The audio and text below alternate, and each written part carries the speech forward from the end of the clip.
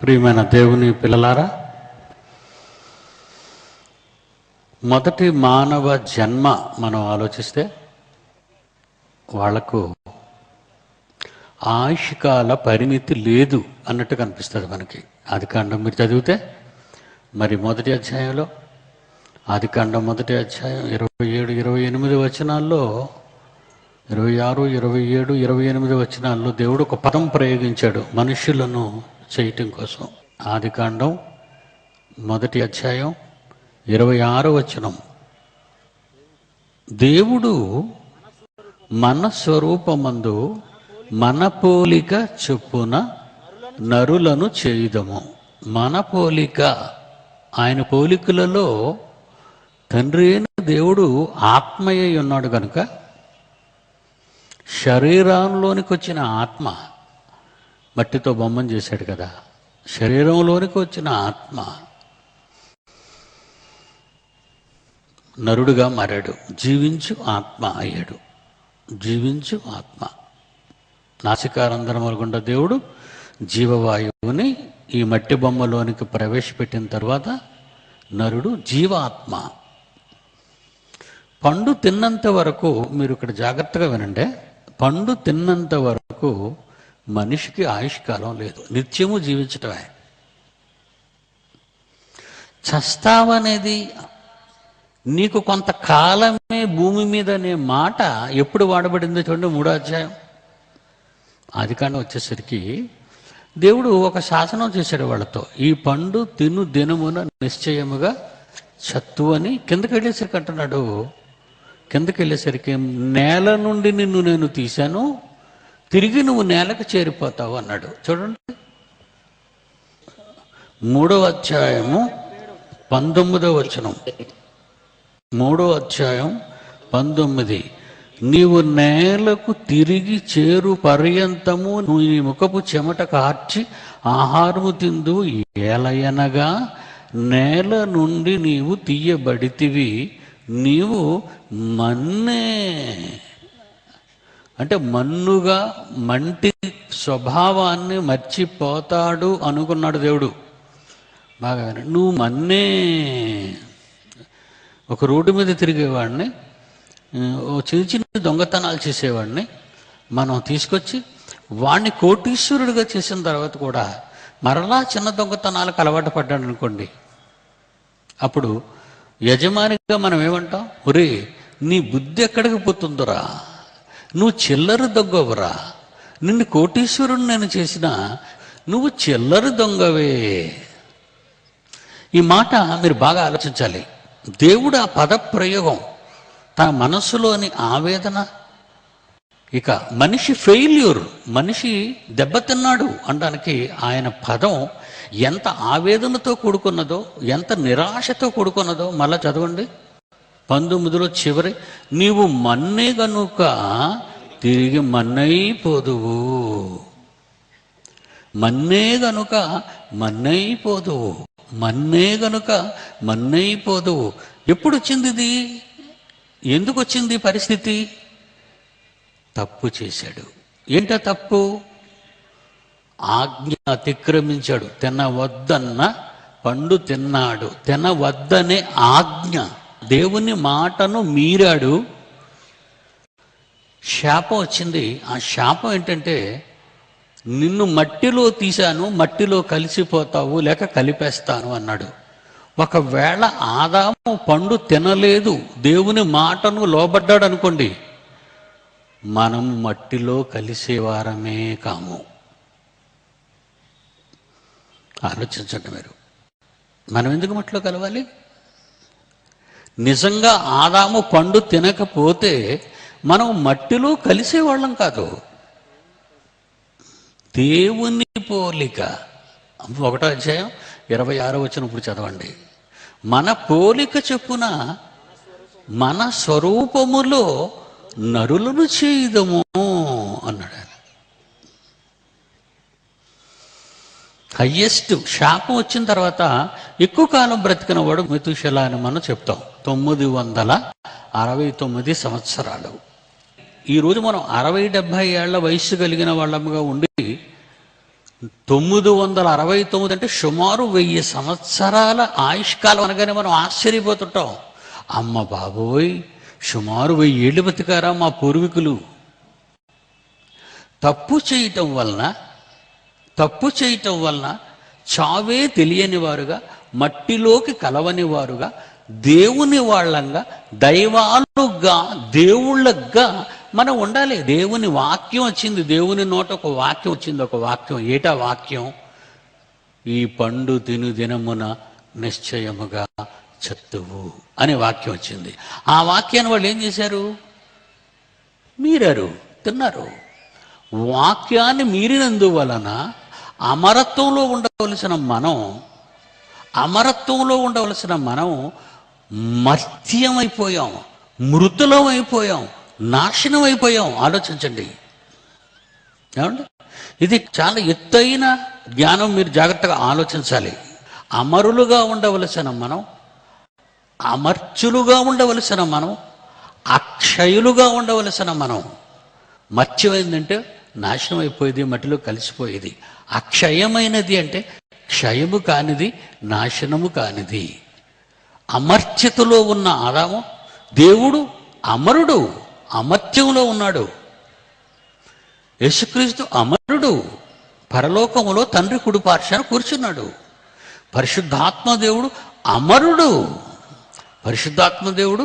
అమరుడు, భూలోకంలో తండ్రి అప్పగించిన పనిలో మన మధ్య ఉన్నాడు. అమరులు. మనం కూడా అమరులై ఉండాలని దేవుడు కోరుకున్నాడు. దేవుని మాట ఆజ్ఞాపించిన మాటను మీరాడు.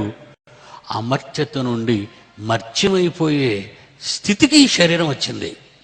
మీకు హ్యూమన్ జీనోమ్ ప్రాజెక్ట్ అనే ప్రాసెస్ ఒక 5 ఏళ్ళు 6 ఏళ్ల క్రితం మీరు బాగా ప్రపంచాన్ని ఒక ఊపింది. హ్యూమన్ జీనోమ్ ప్రాజెక్ట్లో మనిషి తాలూకా డిఎన్ఏని తీసుకొని మనిషి 1200 సంవత్సరాల కాలం మనుషులను బ్రతికించవచ్చు ఆ డిఎన్ఏని తీసుకొని చెప్పారు. అంటే ఎక్కడ డిఎన్ఏని తీశారు వాళ్ళు? ఏ మట్టిలో నుంచి దేవుడు శరీరాన్ని తీశాడో, మట్టి బొమ్మను, అదే మట్టి బొమ్మ, అదే డిఎన్ఏ, అవే లక్షణాలు కలిగిన మనం ఆ ఆదాము నుండే ఇప్పటి వరకు వచ్చిన వాళ్ళమై ఉన్నాము. 700 మంది ప్రస్తుత ప్రపంచ జనాభాతో.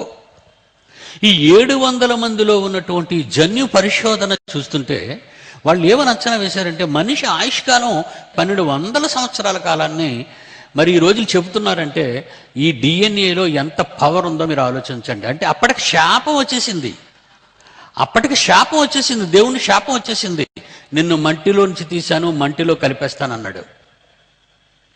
ఈరోజు మరి ఆ 1000 ఏళ్లలో కూడా, అంటే లెక్కల వల్ల 1200 వేసుకున్నారు కూడా, వాళ్ళ అంచనాల మీద చెప్పుకున్నారు. 1000 ఏళ్ల బ్రతకవలసినటువంటి మనిషి మాట తప్పాడు, దేవుని ఆజ్ఞను మీరాడు.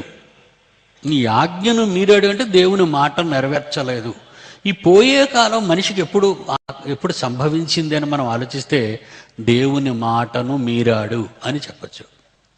యేసుక్రీస్తు వారు మరి ప్రవక్తలు పలికిన మాటల్ని ఒకసారి ఇశ్రాయేలీల మధ్య ఉన్నప్పుడు బోధ చేసేటప్పుడు ఒక మాట చెప్పాడు. 82 కీర్తనల గ్రంథంలో 82వ అధ్యాయంలో ఒకసారి మీరు 6వ వచనం చూడండి.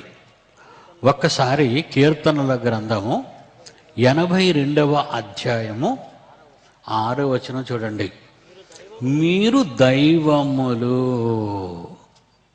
పరిశుద్ధాత్మదేవుడు ఈ కీర్తనాకారునితో మరలా ఒకసారి మెమరీ చేయించాడు, జ్ఞాపకం చేయించాడు. అప్పటికి ఏ కాలానికి వెళ్ళొచ్చి పడిపోయారు? జలప్రళయం తర్వాత మానవుడికిచ్చిన భిక్ష సుమారు 1000 సంవత్సరాల జీవిత ప్రమాణాన్ని తగ్గించి పడేశాడు. జలప్రళయం తర్వాత ఎంతకాలము నరులతో నా ఆత్మ బాధించదు, విసిగిపోయాడు అనమాట. ఆయన విసిగిపోయి ఎందుకురా ఎక్కువ కాలం బతికి నీతో నేను తలనొప్పి తెచ్చుకునే కంటే నిన్ను చంపేయటం బెటర్ అనుకున్న దేవుడు ఆయుష్కాలాన్ని ఎంతకు తగ్గించాడు? జలప్రళయం తర్వాత 120 years, 120 ఏళ్ళకి పడిపోయింది ఈ మానవ జీవిత కాలం. జలప్రళయం వచ్చిన తర్వాత మానవ జీవిత కాలం ఎంతకు పడిపోయిందంటే ఒకేసారి సుమారు 1000 నుండి 120. 6వ అధ్యాయం 3వ వచనం. ఆయనను వారి దినములు 120 ఏండ్లు అన్నాడు. మరి కీర్తనాకారుడు ఈ పాఠం రాసేటప్పటికీ మీరు దేవుళ్ళు ఆయన పోలిక చొప్పున ఆయన స్వభావాన్ని కలిగి ఉంటారు, ఆయన రూపాన్ని కలిగి ఉంటారు అన్న దేవుడు ఆదికాండంలో అన్న మాట ఈ కీర్తనాకారుడు కాలానికి వచ్చేసరికి 90వ అధ్యాయానికి మళ్ళా మనం 120 నుంచి మరొక రేషియోకి పడిపోయాం. ఈ జీవితకాలం 10వ వచనం, 90వ అధ్యాయం కీర్తనల గ్రంథం 10వ వచనం. నా ఆయుష్కాలము 70 సంవత్సరములు, అధిక బలమున్న ఎడల 80 ఏళ్ళు అయిపోయింది అన్నాడు. ఏమండి, ఇప్పుడు మన ఆయుష్కాలం అక్కడికే కదండి వచ్చింది. 60, 70 ఏళ్ళు, 80 ఏళ్ళు ఈ మధ్యకు వచ్చి పడిపోయాం మనం. అంటే ఎందుకు మన ఆయుష్కాలం తగ్గించబడింది అంటే భూమి మీద దైవత్వానికి బదులు దేవుళ్ళుగా ఉండవలసిన నరజాతి క్రూరులుగా మారిపోయి క్రూరత్వాన్ని సంతరించుకున్నారు కనుక ఆయుష్కాలం ఎందుకు పడిపోయిందో చూసారా? ఆయుష్కాలాన్ని ఆయా దశల్లో దేవుడు ఎందుకు తగ్గించుకొచ్చాడు అంటే జలప్రళయానికి ముందు 1000 ఏండ్లు ఆదాము మాట తప్పక ముందు, ఆదాము దేవుని మాట తప్పక ముందు అతని ఆయుష్కాలం ఎంత? అమరత్వం, ఎటర్నిటీ, నిత్యత్వం నుంచి మనిషి యొక్క ఆయుష్కాలం ఎలా పడిపోయింది చూసారా? 1000 ఏళ్ళు, 120 ఏళ్ళు, 60 ఏళ్ళు, 70, 80 ఏళ్ళు, ఇప్పుడు 50, 60 ఏళ్ళు అలా పడిపోయిందండి. మానవ ఆయుష్కాలం ఇలా పడింది. అలా పడుతూ క్రొత్త నిబంధన కాలానికి వచ్చేసరికి మళ్ళా ఈ ఆయుష్కాలానికి మరో శాపం వచ్చిందండి. మానవ ఆయుష్కాలానికి క్రొత్త నిబంధన కాలం వచ్చేసరికి యాకోబు ద్వారా దేవుడు ఏం రాయిస్తున్నాడో యాకోబు గ్రంథం 4వ అధ్యాయం 14వ వచనం చూడండి. మీ జీవము ఏపాటిది? ఇప్పుడు ఇక టైం లేదు, ఇక నువ్వు కన్ఫామ్గా 60 ఏళ్ళు ఉంటావని 70 ఏళ్ళు ఉంటావు అనడానికి ఇప్పుడు ఈ కాలంలో ఎవ్వడికి లేదు. ఎందుకంటే దేవుడు అన్న మాటే నెరవేరుతుంది తప్ప మనిషి అనుకున్నది మాత్రం నెరవేరదు. నిండుగా 100 ఏళ్ళు వర్ధిల్లు నాయనంటే ఎవడు వర్ధిల్లడు. ఈడు దీవెన ఎవడకు కావాలి, ఈడు ఆశీర్వాదం ఎవడకు కావాలి. దేవుడు ఆయుష్ ప్రమాణాన్ని మనిషి క్రూరుడై క్రూర మృగంగా వారు వ్యవహరించుతున్నప్పుడు, సంచరించుతున్నప్పుడు ఈ భూలోకంలో నీకెందుకు ఆయుష్కాలం ఎక్కువ ఇవ్వాలి నేను అని ఇక్కడికి వచ్చేసరికి ఏమంటున్నాడు? యాకోబు పత్రిక 4వ అధ్యాయం 14వ వచనంలో మీ జీవమే పాటిది, మీరు ఎంతలో కనబడు అంతలో మాయమైపోవు ఆవిరి వంటి వారే కదా. అంటే ఎక్కడి నుంచి వచ్చిందండి? అమరత్వంలో ఉండవలసిన మనిషి ఏ క్షణం ఏం తరుగుతుందో తెలియని దశకు వచ్చిందండి మానవ ఆకారం. ఈ ఆకారాల్లో ఉన్న మనిషి ఏమనుకుంటున్నాడు? ఈ ఆకారంలో ఉన్న మనిషి ఏమనుకుంటున్నాడంటే ఇంత భయంకరమైన ఆకారంలో ఉన్న మనుష్యుడు. ఏమండి, విమానం వెనక భాగం అంతా మండిపోతుందండి, తోక ఊడిపోయింది అనుకోండి, ఎవడైనా ప్రశాంతంగా విమానంలో నిద్రపోగలడా? ఏమండి, విమానం అంటుకుందండి, ఎక్కడ 30,000 అడుగులు ఎత్తున వెళ్తుందండి ఇంటర్నేషనల్ ఫ్లైట్. అంత ఫ్లైట్ అంత ఎత్తులు వెళ్తున్నప్పుడు తోకంతా మండిపోయి ఊడిపోయినట్టు కనబడుతుంది మనకి. ఏమంటే కాక్పిట్కి దగ్గరగా మనం కూర్చున్నాం, అప్పుడు ఏమనుకుంటుంటే ఉండరా లేపకండి పడుకుంటానంటాడా? ఈరోజు మానవ జీవితం అలా ఉందండి. ఈరోజు నీ మనిషిని జీవితం ఏ క్షణం నువ్వు ఏమైపోతావో ఎవ్వడికి తెలీదు. మీరు ఎంతలో కనబడి అంతలో మాయమైపోవు ఆవిరి వంటి వారే కదా అనేసరికి ఈ క్రూర మృగం, ఈ క్రూరత్వం, ఈ మృగతత్వం మనిషిలో ఎలా ప్రవేశించిందంటే అపోస్తలుడు పౌలు కొరింథీ సంఘానికి ఉత్తరం రాస్తూ 15వ అధ్యాయంలో ఒక చక్కని మాట చెప్పాడండి. ఏమండి, రేపే చచ్చిపోదాం. వీడికి కూడా అలవాటు అయిపోయింది, రేపు చచ్చిపోతాను కదా. 15వ అధ్యాయం కొరింథీయులకు రాసిన మొదటి పత్రిక 32వ వచనం, 32వ వచనం, రేపు చనిపోదము గనుక భవిష్యత్తు మీద మాకు ఎలాంటి ఆశలు లేవు, భవిష్యత్తు మీద మాకు ఎలాంటి ఆశలు లేవు కనుక ఏమైపోతాం మేము? ఇప్పుడు ఏం చేస్తాం? ఇవాళ టైం ఉంది, తిందము త్రాగుదము. ఎలా సెటిల్ అయిపోయారండి వీళ్ళు? ఎలాంటి అవగాహనకు వచ్చేసింది? ఈరోజు 700 మంది కోట్లని ప్రపంచ దైవాలని చెప్తామండి. ఈ దైవాలకి ఎలాంటి లక్షణాలు వచ్చేసాయట? క్రూరమృగ లక్షణాలు వచ్చేసి రేపు చనిపోతాం కదా, రేపు చచ్చిపోతాం కదా. చాలామందికి బైబిల్ చెప్పేటప్పుడు నా యవ్వన కాలంలో బైబిల్ చెప్పేటప్పుడు బ్రదర్ కొన్ని మాటలు చెప్తాను కూర్చోండి అని మాటలు మొదలెట్టగానే, అబ్బా ఇప్పుడేటండి బాబు, చనిపోయిన తర్వాత ఏమవుతుందో చెప్తారేడు బాబు, నన్ను బతకనివ్వండి అని వెళ్ళిపోయాడు ఒకడు. నేను బతకాలనుకుంటున్నాను, బతకనివ్వండి, ఇప్పుడు మీరు నాకేం చెప్పొద్దు అంటాడు. అంటే ఎలా అయిపోయింది వ్యవస్థ? వ్యవస్థ ఎలా అయిపోయింది? రేపు చనిపోదాం కనుక తిందము త్రాగుదము, కంటిన్యూ చేయండి దాన్ని, తిందము త్రాగుదము, మోసపోకుడి, క్రూర మృగాలతో ఉన్న దుష్ట సాంగత్యము మంచి నడవడిని చెరుపును అని కింద ఏమంటున్నాడు? కిందకి రండి, కిందకి తర్వాత మాట, నీతి ప్రవర్తన గలవారై మేలుకోవాలి. మీరు క్రూర మృగాల మధ్య బ్రతుకుతున్న నీవు సాధువు అయితే నువ్వు మేలుకోవాలి, నీవు మేలుకోవాలి. లేకపోతే కిందకి చదవండి, పాపము చేయకుడి, దేవుని గూర్చిన జ్ఞానము ఈ ప్రపంచంలో ఎవరికీ లేదు అన్నాడండి. అప్పుడు కొందరికి లేదన్నాడు పత్రిక రాసేటప్పుడు, ఇప్పటికి అందరికీ లేదని పిడి సుందరరావు చెప్తున్నాడు. మీకు సిగ్గు కలుగుట్టుకై ఈ సంగతి నేను రాస్తున్నానని చెప్పి కిందకి, నేను మృగములతో పోరాడవలసి వచ్చినట్టు చూడండి 32వ వచనం వచ్చేసరికి మాటలన్నీ అంటూ ఆయన, నేను ఎఫెసులో మృగములతో పోరాడవలసి వచ్చాను. మృగములతో అంటే ఎవరండి వాళ్ళు? మృగాలు ఎవరు? మొదటి శతాబ్దానికే మృగాలున్నాయి.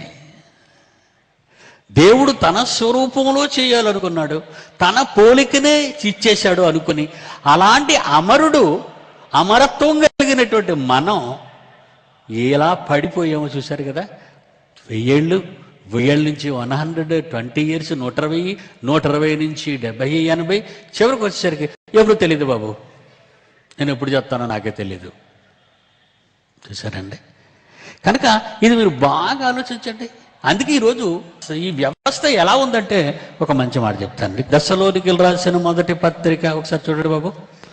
దెస్సలోనికీయులకు రాసిన మొదటి పత్రిక 5వ అధ్యాయంలో మొదటి వచనం, సహోదరులారా, కాలములను గూర్చియు సమయములను గూర్చియు మీకు రాయనక్కరలేదు అంటే అర్థం ఏంటి? మీ అందరికీ తెలిసనే కదా, కానీ మీకేం తెలియదండి. కాలములను గూర్చి సమయములను గూర్చి మీకు తెలియనక్కర్లేదు అంటే మనకు తెలిసిపోయింది. బైబిల్ ఎవరైతే కలిగి ఉండి పరిశోధనలు చేస్తారో వారి కాలం గురించి తెలిసిపోద్ది. యాకోబు అన్నాడు, అబ్రహాం అన్నాడు, ఇస్సాక్ అన్నాడు, తన వాళ్ళందరినీ పిలిచాడు, నేను వెళ్ళిపోతాను మరి అంటున్నాడు. ఎలా తెలిసిపోయింది దానికి? ఎలా తెలిసిపోయింది? ఆయన క్రూరమృగం కాదు, ఆయన కాలములను గూర్చి సమయములను గూర్చి మీకు వ్రాయనక్కర్లేదు. నిజంగా మీరు దేవుని పిల్లలైతే, వాక్యము మిమ్మల్ని దేవుళ్ళుగా మలిస్తే, ఆదాముకు మత్తు కలిగించి స్త్రీని చేసి పక్కటెముకను తీసి మాంసం ముద్దను అతికించి, ఏమండి ఆయనకి తెలివి వచ్చే సమయానికి అవ్వమ్మను తీసుకొచ్చి ఎదురుగుండా నిలబెడితే, ఎవరు ప్రభువా ఈమె అని అన్నాడా? ఎవరు ప్రభువా ఈమె అనలేదండి. నా ఎముకలో ఎముక, నా మాంసములో మాంసము, నరుడైన నా నుంచి తీయబడింది కదా తండ్రి, నారి దైవత్వం అంటారు దీన్ని. ఆదాముకి ఎలాగైతే తెలిసిందో గాఢ నిద్రలో ఉన్నా, ఏమండి ఆదాముకి ఎలాగైతే తెలిసిందో గాఢ నిద్రలో ఉన్నా, ఈరోజు క్రైస్తవుడవైతే, నువ్వు క్రైస్తవుడవైతే కాలములను గూర్చు సమయములను గూర్చు నీకు వ్రాయనక్కరలేదు. అంటే అంత భవిష్యత్తు తెలిసిన వాడుగా ఉంటావా నువ్వు? దేవుని జ్ఞానం తెలుసుకున్నవాడిగా అంత భవిష్యత్తు జ్ఞానాన్ని నువ్వు నేర్చుకున్నావా? దేవుని దగ్గర ఎప్పుడైనా 66 పుస్తకాలలో ఏం రాయబడిందో ఏ రోజైనా పరిశోధన చేసావా? ఆదివారంలో నీవు టైం ఉంటే 2 గంటలు వెళ్ళి అక్కడ కూర్చొని, లేదా గంట గుడిలో కూర్చొని, మళ్ళా నువ్వు చర్చ్ వెళ్ళడం అయితే వెనకాతలు జాగ్రత్తగా చేరబడి ప్రత్యేక ఆసనాల్లో, చర్చెస్లో కానీ ఎక్కడైనా కానుకలు అయిన తర్వాత గుడైపోగానే ఎల్లరస్ అందరూ ఆ సంచి దగ్గరికి వెళ్ళిపోతారండి, సంచుల దగ్గరికి. పల్లా ఏం పాట పాడతాడు? చిన్న గొర్రెపిల్లట. ఆర్ఎస్ఎం వాళ్ళ దగ్గర చూడండి, యేసుప్రభు ఎప్పుడు బాలయేసుగానే ఉంటాడు, పెద్దోడిని చేయరు వాళ్ళు పెద్దోడిని చేయరండి, ఎప్పుడు మరియమ్మ శంకలో ఉంటాడు. చూసారా, క్రైస్తవ్యం భ్రష్టు పట్టిందంటారు. అందుకే ఏమి నేర్చుకున్నవారయ్యా మీరేమి నేర్చుకున్నారు? మీరేమి నేర్చుకున్నారు? నా మాట వినరా? ఒక మాట విన, ఒకే ఒక ఆజ్ఞ అండి. ఏదైనా వనంలో ఎన్ని ఆజ్ఞలు వచ్చాయండి? ఒక్కటేనండి, ఈ పండు తినుదినమున చస్తావు. ఒక్క ఆజ్ఞనండి. నిజంగా అలాంటి ఆజ్ఞ ఈరోజు మనకు ఉంటే నిజంగా ఏదైనా వనం అయిపోయేదండి. ఇదంతా మన ఆ తల్లిదండ్రులు ఎందుకు తప్పు చేశారు? ఇప్పుడు ఎన్ని ఆజ్ఞలో తెలుసండి మీకు? కూర్చున్నా నిలబడినా ఎక్కడ మరో చోటుకి వెళ్ళొద్దనేసాడు. నువ్వు ఇంటి దగ్గర ఉన్నప్పుడు, నీ బిడ్డతో ఉన్నప్పుడు, కూర్చున్నప్పుడు, త్రోవ నడిచినప్పుడు, త్రోవట తిరిగి వచ్చినప్పుడు, తిరిగి పండుకున్నప్పుడు, మరలా లేచినప్పుడు వాక్యం వాక్యం వాక్యం వాక్యం వాక్యం అని ఎందుకంటున్నాడు అనుకున్నారు? మృగాలుగా మారిపోయే అవకాశం ఉంది.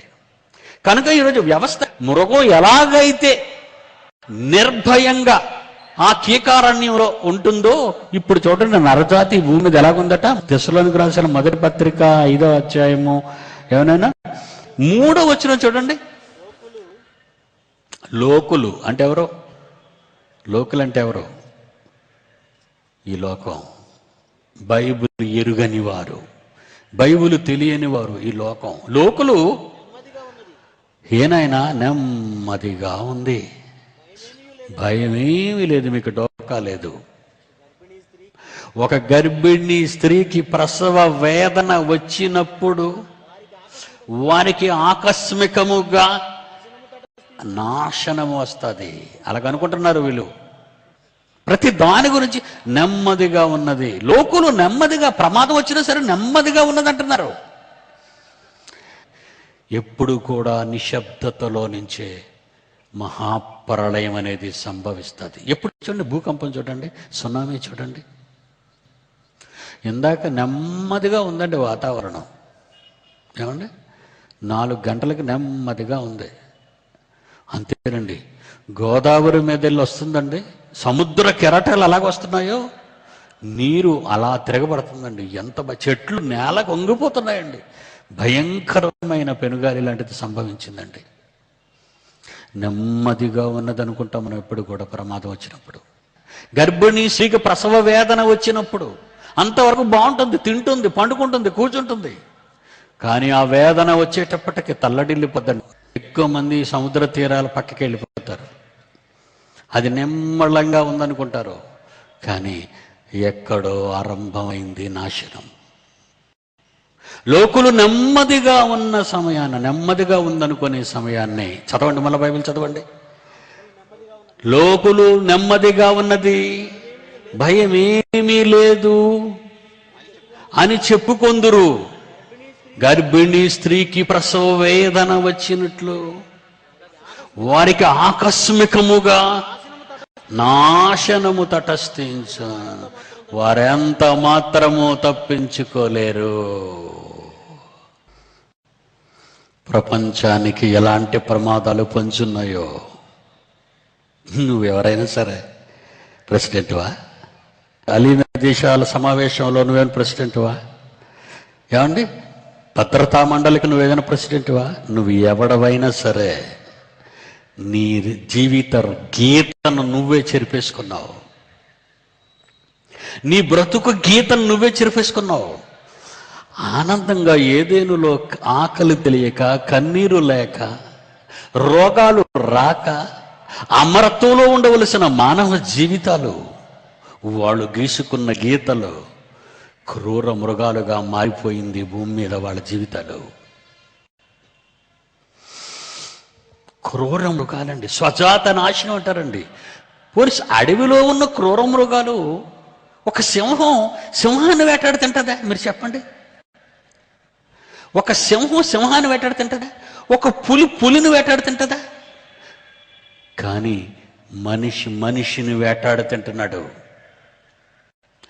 మనిషిని వేటాడి తింటున్నాడు. ఏటండి బాబు, ఏటండి క్రూరం? ఇప్పుడు క్రూర మృగాలు మీకు కనబడుతున్నాయా మీకు? ఏమండి, అరణ్యంలో ఉన్న పులికి ఒక నీతి ఉందండి.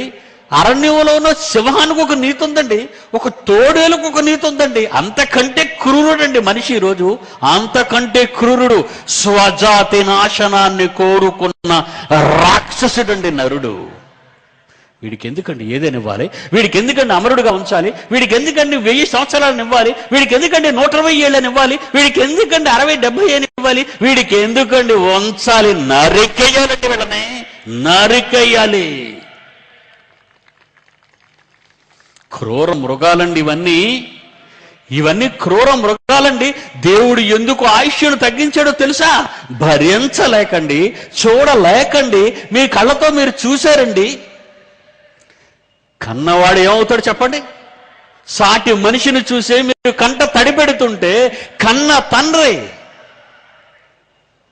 అనాది సంకల్పంలో 100 కోట్ల సంవత్సరాల క్రితం నువ్వు కావాలని రావాలని కోరుకున్న నీ దేవుని కడుపు కోతను మిగిల్చింది కదండి నరజాతి. కడుపు కోతను ఊరుకుంటాడా? ఇక్కడ జాగ్రత్తగా మీరు వినాలి. మనిషి తప్పు చేస్తే, మానవ చట్టం నుంచి తప్పించుకోగలిగితే, లోకులు నెమ్మదిగా ఉన్న చెత్త కాకులులా మాట్లాడుతున్న ఈ నరజాతి నోరు ముయ్యించటానికి దేవుడు ఏం చేశాడో ఈ పాటలో చూడాలి. దేవుడు లేడనుకునే బుద్ధిహీనుడు ఈ రోజు తెలుసుకోవాలండి దేవుడు అంటే ఏంటో.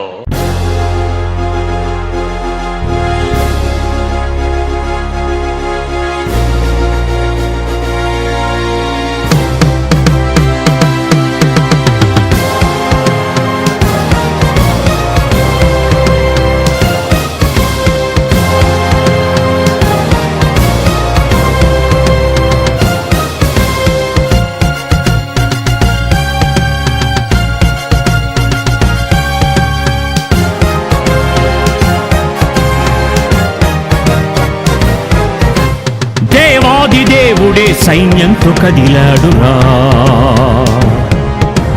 సైన్యములకు అధిపతని దేవునికి పేరుందిరా.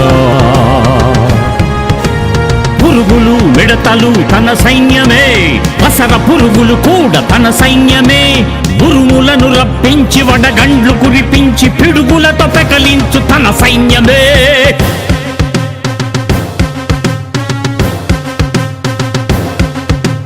దేవాది దేవుడే సైన్యంతో కదిలాడురా, సైన్యములకు అధిపతని దేవునికి పేరుందిరా.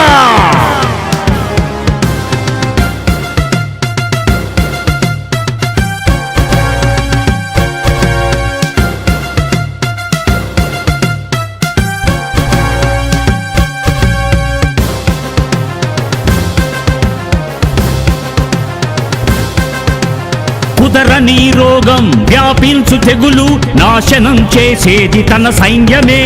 చర్మాన్ని తింటున్న అతి చిన్న పురుగు దేవుడే పంపాడు తన సైన్యమే. పంటలను నాశనం చేస్తున్నది, త్వరగా పంటలను తింటున్నది. రోగాలుగా మారిపోతున్నది, మారని మనుష్యులలో ఉంటున్నది. చర్మాన్ని, చేతులను, ఎముకలను, ముఖములను త్వరగా ప్రతిరోజు తింటున్నది. తింటున్న ప్రతి మనిషి దేవుడే లేడంటే తినలేని వ్యాధిగా వస్తున్నది. దేవుడే లేడని నేరాలు చేస్తున్న దుష్టులను పసిగట్టి వస్తున్నది. దేవాది దేవుడే సైన్యంతో కదిలాడురా, సైన్యములకు అధిపతని దేవునికి పేరుందిరా.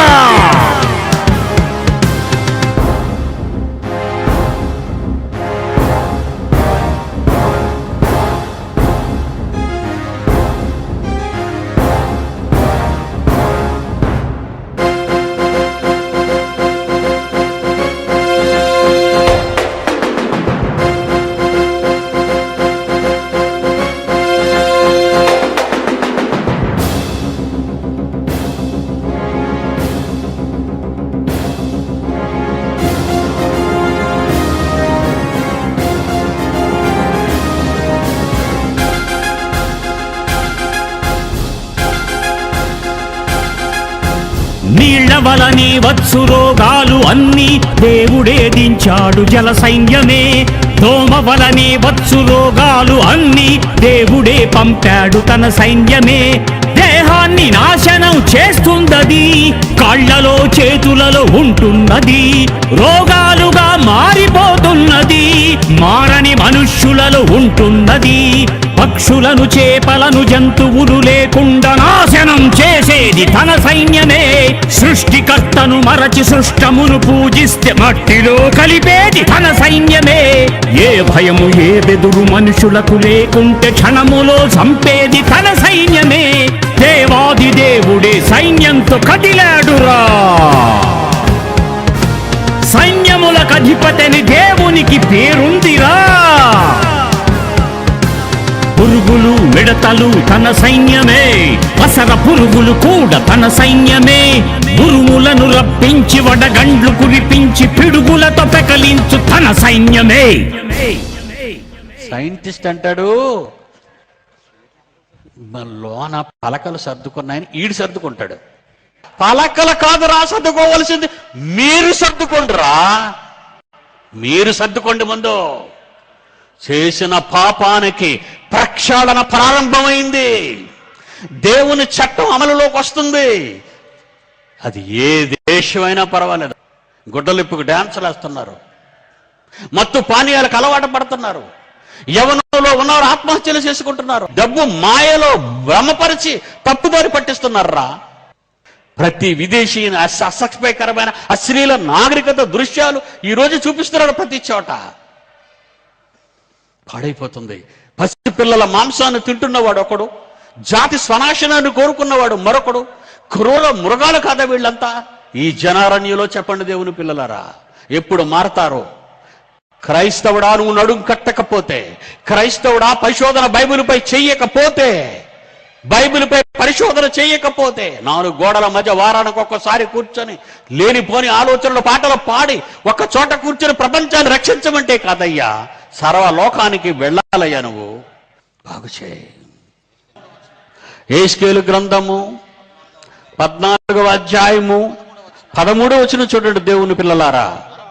నరపుత్రుడా, ఏ దేశమైతే విశ్వాసఘాతకమై నా దృష్టికి పాపము చేసిందో, అమెరికా, బ్రిటనా, ఇండియా, ఇండోనేషియా, జపానా, అగ్రరాజ్యం జర్మనీయా, ఏ దేశమైతే నా దృష్టికి విశ్వాసఘాతకమై పాపము చేసిందో దానికి నేను విరోధినని. ఇదిగో ఈ పీడి సుందర్రావు అనేవాడు వస్తాడు 20వ శతాబ్దంలో, 21వ శతాబ్దం రంకి వేసి చెప్తాడు. వాడే మగాడు చెప్పటానికి. భిక్షగాడు కాదు, విదేశాల కోట్ల రూపాయలు అడుక్కునే భిక్షగాడు కాడు. ఉన్న దేశంలో ఎకరాల పంటను కబ్జా చేసిన దొంగ భక్తుడు కాదు పీడి సుందర్రావు. దొంగ భక్తుడు కాడు. తన కష్టంతో, తన ఆరోగ్యంతో, తన సమయంతో నా కోసం బయలుదేరిన వీరుడు వాడు. వాడే చెప్పాలి ఈ దేశాలకు భక్తి, వాడే దిద్దాలి ఏ దేశ జీవిత చరిత్ర అయినా, ఏ దేశ నాగరికత అయినా, ఏ దేశ సంస్కృతి అయినా వాడే మార్చాలి. ఎవడో రావాలి. వారెవరో కాదు, క్రైస్తవులు, భూమిని తల క్రిందులు చేయువారు. 25 ఏళ్ల పడ్డాను కష్టం, 25 ఏళ్ల పడ్డాను కష్టం. దీని మీద బయటకు తీశాను, గళం విప్పాను, ప్రపంచ అజ్ఞానాన్ని తునకలు చేస్తున్నాను. వాడు రాజైనా, మంత్రి అయినా, పండితుడైనా, యాజకుడైనా, ప్రసంగికుడైనా, ఎవడైనా, ఎనీబడీ, ఒరే బైబిల్ నీకు రాదంటున్నాను. చెప్పినవాడు, బైబిల్ నమ్మిన వాడికి బైబిల్ రాదంటున్నాను. బైబిల్ తెలుసుకోలేని వారికి ఇది దేవుని చట్టం, మతం కాదు, మత పుస్తకం కాదని చెప్తున్నాను. లేదన్న నాస్తికుడికి ఉన్నాడు రా దేవుడు అని చెబుతున్నాడు సవాలు చేసి. వాళ్ళు కావాలి, మీరు కావాలి.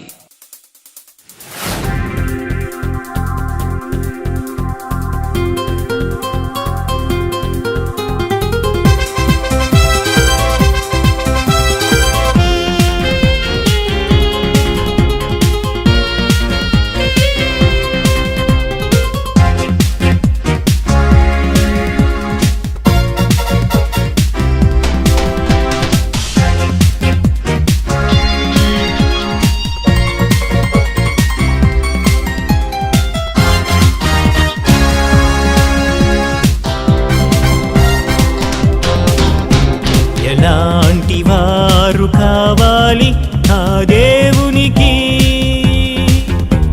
ఎలాంటి వారు కావాలి ఆ దేవునికి. మోషే లాంటి వారే మరలా జన్మించాలని, ఏలియా లాంటి వారే మళ్ళీ ఇలా చూడాలని, ఆ భక్తులే మరలా కావాలని కోరుకున్నాడు. ఆ యేసుని నీలో చూడాలని కోరుకున్నాడు. ఎలాంటి వారు కావాలి ఆ దేవునికి.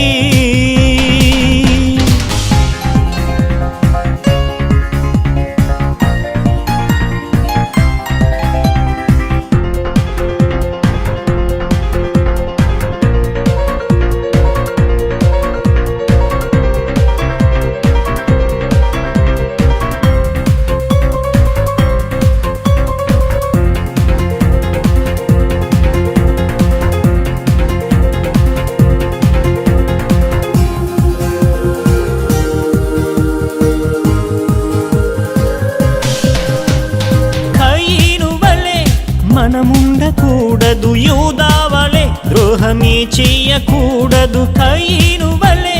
మనముండకూడదు యూదావలే, ద్రోహమే చెయ్యకూడదు. యేసువలే బ్రతకాలి, యోబువలే సహించాలి.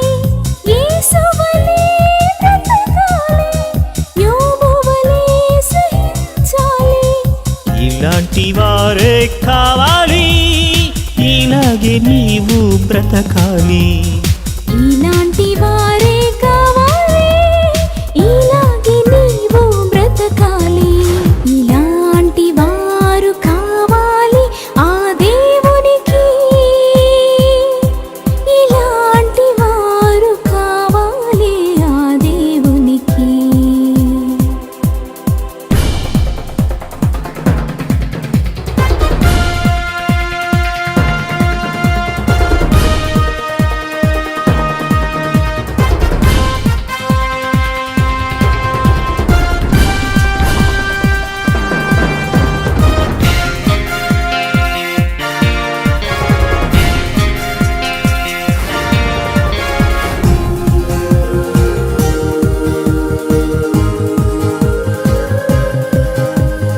ఆదాము వలె మనముండకూడదు, హవ్వ వలె నేరమే నెట్టకూడదు. ఆదాము వలె మనముండకూడదు, హవ్వ వలె నేరమే నెట్టకూడదు. పౌలు వలె బ్రతకాలి, జయశాలి వలె జయించాలి.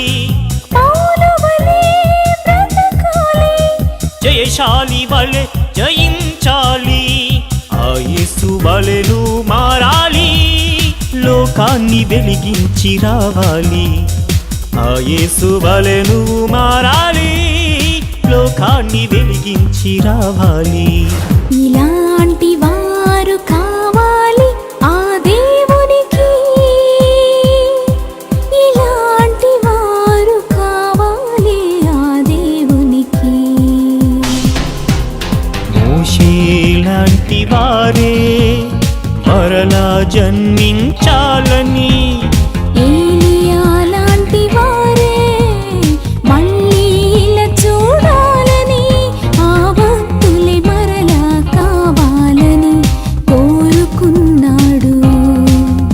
ఆ యేసుని నీలో చూడాలని కోరుకున్నాడు. ఎలాంటి వారు కావాలి ఆ